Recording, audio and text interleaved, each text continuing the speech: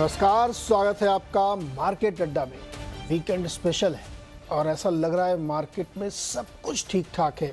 Market में सब चंगा से, कहीं कोई दिक्कत नहीं है, क्योंकि हर तरफ आप देखें, चाहे भारत के बाज़ार देखें, चाहे अमेरिका के बाज़ार को देखें या दूसरे और यूरोपियन मार्केट को देखें, चिंता के जो बादल लगे हुए थे अब वो छट गए हैं। ऐसी फीलिंग आ रही है, क्योंकि अगर किसी दिन गलती से करेक्शन आया तो उसके नेक्स्ट डे बड़ी तेज़ रिकवरी होती है। तो इससे ये लगता है कि मार्केट में सब कुछ ठीक ठाक चल रहा है, कहीं कोई मुश्किल है नहीं।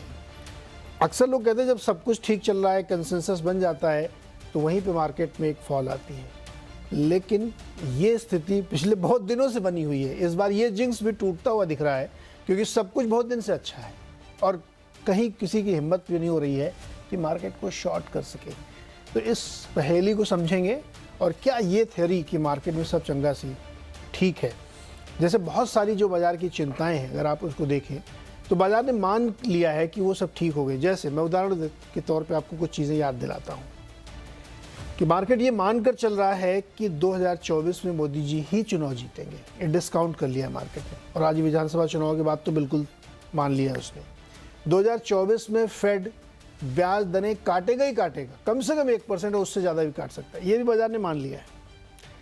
SIP में जो इतनी ज़बरदस्त आवक है, 17,500 18,000 करोड़ की बढ़ती जा रही है, वो चलती रहेगी। 50 लाख करोड़ का हो चुका है AUM, वो चलता रहेगा। मार्केट ने इसको भी मान लिया है। के शेप की बहुत शॉपिंग हो रही थी, महंगी गाड़ियाँ, महंगे घर, महंगे कपड़े, ये सब चीज़ें बिक रहे थे।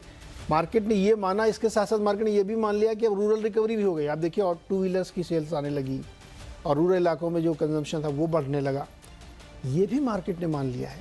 और मार्केट ये भी मान के चल रहा है कि PSU शेयर्स ही लीडर हैं। 3 गुना, 4 गुना, 5 गुना हो गए हैं। रेलवे स्टॉक्स 10-10 गुना भी हो गए हैं, लेकिन कहीं कोई दिक्कत नहीं है। और ये जिंक्स, ये सिलसिला इस बार ऐसा लग रहा है कि टूट रहा है। बहुत लंबे समय से ये सिचुएशन बनी हुई है। तो क्या मार्केट में सब कुछ ठीक है? आज इसको समझने की कोशिश करते हैं। और लास्ट वीक में एक जो बीच में जर्क आया था, वो क्या था, इस पर बातचीत करेंगे। हमारे साथ जो मेहमान परिचय कराया था वो सुदीप बंदोपाध्याय जी हमारे साथ हैं। जाने माने मार्केट एक्सपर्ट हैं, बहुत ज़्यादा परिचय की जरूरत नहीं, सब लोग उनको बहुत अच्छे से जानते हैं। अनुराग सिंह अमेरिका से जुड़ रहे हैं हमारे साथ, एनसिट कैपिटल के मैनेजिंग पार्टनर है।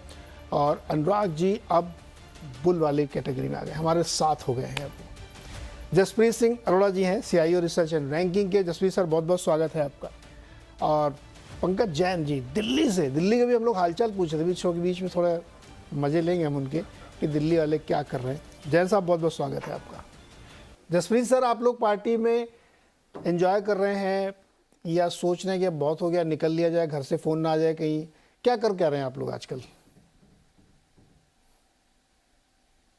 सर, ये पार्टी तो अभी शुरू हुई है, ऐसा भी मान सकते हैं। But provided you are that long term investor, जो इंडिया के वो 3 to 5 year next 3 to 5 year के हिसाब से देख रहे हैं। तो आई एग्री विद माय मतलब फेलो पैनलिस्ट, थोड़ा थोड़ा कॉशन जरूर बरतने की जरूरत है। डांस फ्लोर पे बने रहें, please ensure we do not fall down.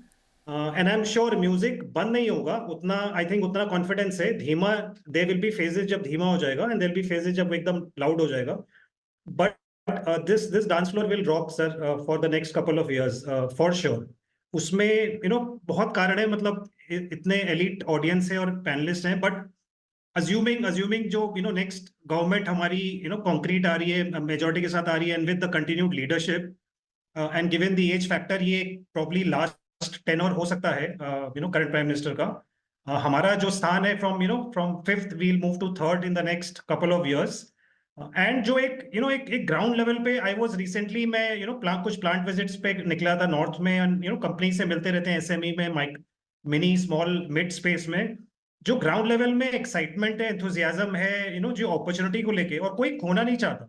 सबको make in India, manufacturing, defence, export, जहां जहां अपॉर्चुनिटी दिख रही है, पीपल, मतलब इंडस्ट्रियलिस्ट, एंटरप्रेन्योर्स उसको एनकैश करना चाह रहे हैं। ओनली मैन्युफैक्चरिंग में अगर बात करें, एंड ऐसे सर्विसेज में भी अपॉर्चुनिटीज हैं, और ऐसे एक्सपोर्ट में भी बहुत सारी अपॉर्चुनिटीज हैं। तो I think it is all encompassing. तो it looks to be a very very enterprising journey. बस यही है कि थोड़ा रिस्क टॉलरेंस हमारा क्या है, and small and mid caps, micro caps में बहुत ज्यादा एक्साइटमेंट ना दिखाएं। इंसिडेंटली हम लोग कुछ स्टॉक्स ढूंढ रहे थे जो शायद 20-30 पी के नीचे मिल जाए on a trailing basis, but hardly कोई मिलता है आज के दिन में।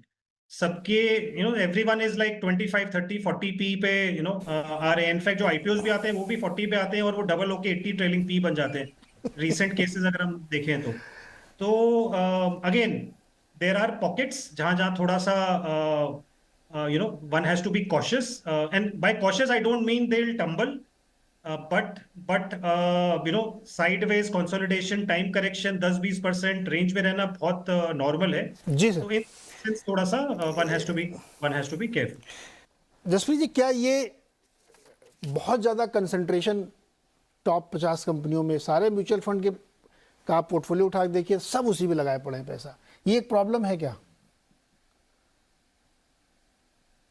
नहीं, आज के दिन में आई थिंक उतना उतना कंसंट्रेशन नहीं रह गया अकॉर्डिंग टू मी। इनफैक्ट मैं एक एग्जांपल लेना चाहूंगा टू टू इलस्ट्रेट दिस। जो रिसेंट एग्जांपल है, स्मॉल एंड मिड कैप में जो आग लगी हुई है इन टर्म्स ऑफ वैल्यूएशंस, उसके चलते lot of fund managers are now forced to increase the number of scripts that they have in the portfolio. For example, जिसके पास 30 स्क्रिप्ट्स थे, स्मॉल एंड मिड कैप का एग्जांपल ले रहा हूं, दे now have 40, जिसके पास 40 थे, they have 50। You will be surprised, I don't know the exact scheme, but I'm reasonably sure it was Nippon, which has as much as 70 plus stocks in their small and mid cap. And some of these some of these top 3 जो mid and small cap है, वो सब 20 से 30 हजार करोड़ के वो हैं, portfolio sizes हैं, इतने बड़े हो गए हैं नाउ। अब इसको करें क्या? Now they can't concentrate, right? They have to increase the tail, वो टेल को बढ़ाना ही पड़ेगा। तो बीच में वो यू रिमेंबर मल्टी कैप को उन्होंने मल्टी कैप नाम के होते थे, तो सेबी ने एक्शन किया, तो उन्होंने फ्लेक्सी कैप किया। So there is fair amount of action which, जो मुझे लगता है गवर्निंग बॉडीज की तरफ से भी हो रहा है, एंड स्कीम्स वाले म्यूचुअल फंड मैनेजर्स भी कर रहे हैं, एंड डिस्ट्रीब्यूटर्स की तरफ से भी प्रेशर होगा कि ये सिर्फ नाम का आप मत करें कि नाम का आपने लार्ज कैप मल्टी कैप बोला तो लार्ज में ही सब कंसंट्रेशन कर दिया। So I am not actually on that camp कि वो कंसंट्रेशन है।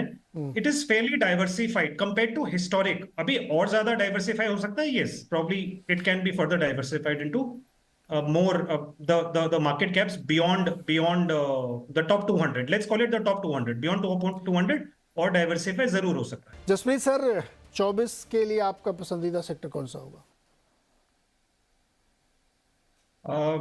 सर, अभी बात चल रही थी, एफआईएस ने कंटिन्यूसली सेलिंग मोड में रहे हैं।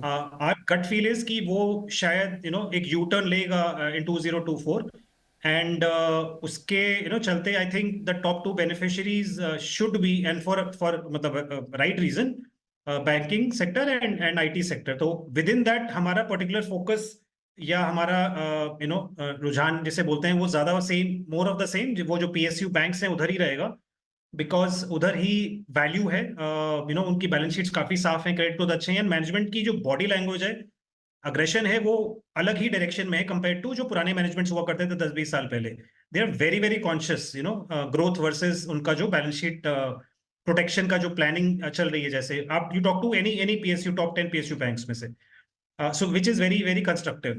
That is one. Second, within IT हमें ऐसा लगता है कि large cap IT and within maybe upper mid cap IT would be, उनका ज्यादा इंटरेस्ट रहेगा। अगेन वहीं पे वैल्यू है, and growth should be far better. वो रिसेशन की बातें चली, यूएस में कुछ हुआ नहीं, हम दिसंबर में आ गए, 2.5% यूएस ग्रो कर रहे हैं, अगले साल फिर से रिसेशन की बातें चल रही है, बट एस्टिमेट ये भी है कि 1.5% ग्रो करेगा, बट यू डोंट नो, शायद अगले साल हम बात करें तो फिर से रिसेशन वर्ड वहां कुछ आए ना। तो again bottom line, IT sector comeback मार सकता है। अभी तो सिर्फ री रेटिंग से उन्होंने कमबैक मारा है, recent 10-15-20%। Next year earnings growth late comeback हो सकता है, real earnings growth, right, which means जो डबल डिजिट था सिंगल डिजिट में आ गया था, it can go to low double digit again. And ये हमने सेक्टर एक्चुअली बात भी की थी 2 महीना पहले कि वो चलता नहीं है, बट गुड थिंग इज कि उन्होंने अभी recently they have made a strong comeback.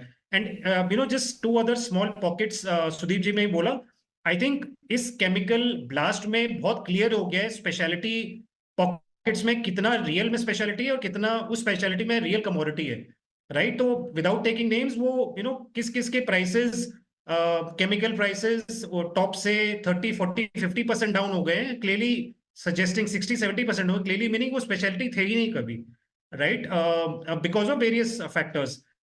Now here on speciality के अंदर कोर स्पेशलिटी जो है वो काफी प्ले करेगा, इंक्लूडिंग फैक्टर्स लाइक सर ने भी बोला in terms of let's say electrical theme या ऐसे एंसिलरीज जहां पे उनका बहुत बड़ा कनेक्शन बना हुआ है। So core speciality within speciality एक माइक्रो थीम पकड़ सकते हैं from a comeback story, and I think more of the same में manufacturing and related export manufacturing India में जो बढ़ रहा है एंड उसमें एक्सपोर्टर का जोड़े, वो that is like a big multi year theme. तो अगेन वो 2024 में भी it will be an out performer. We have no doubt about it. Okay अच्छा, एक छोटा सा क्वेश्चन, सरकारी बैंक जो आपने बताया उसमें छोटे वाले या बड़े वाले? तो मतलब टॉप का छोड़ दीजिए, I mean the largest name you exclude, then the next 5 में से it's a very good basket to choose.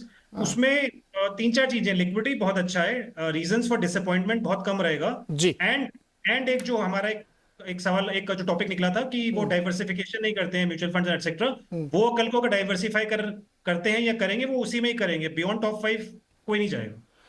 Equity investments are subject to market risk. Read all investment related documents carefully. Visit www.researchandranking.com.